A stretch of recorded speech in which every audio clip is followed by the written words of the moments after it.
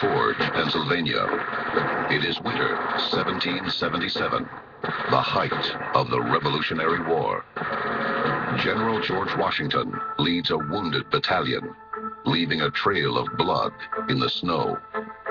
During the horrendous winter at Valley Forge of the American Revolution, George Washington, who was getting demoralized at the state of his troops, went into the forest to pray. And in that forest, Washington saw what could only be described as an otherworldly phenomenon. In 1880, the National Tribune reported an account by one of Washington's men. In it, the soldier reports Washington was approached by a strange being in the woods. According to the story, the being showed Washington a map of America. On it fell drops of water. With each drop of water, a city emerged, a vision of the United States as it would appear in the centuries ahead. The second vision Washington had at Valley Forge was even stranger.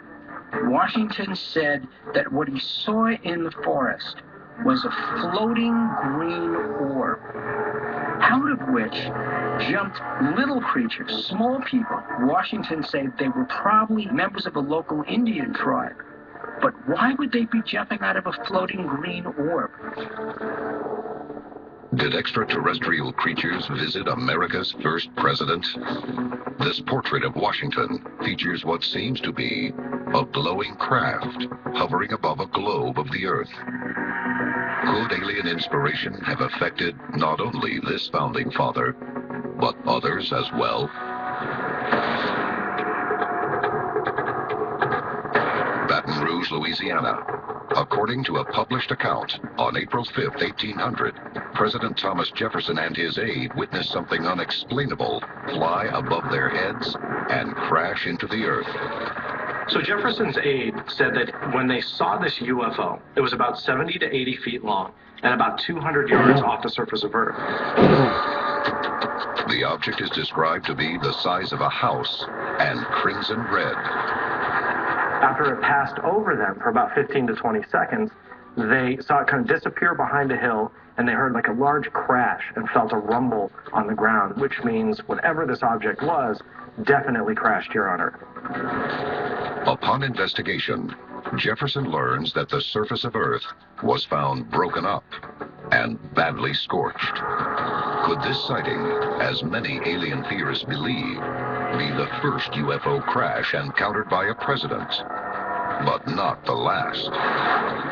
Washington's description of his two UFO sightings at Valley Forge and Jefferson's description of William Dunbar's sighting of a UFO and a UFO crash over Louisiana in 1800, reported in 1801, really set the stage for a number of future encounters reported by presidents of the United States about UFO encounters.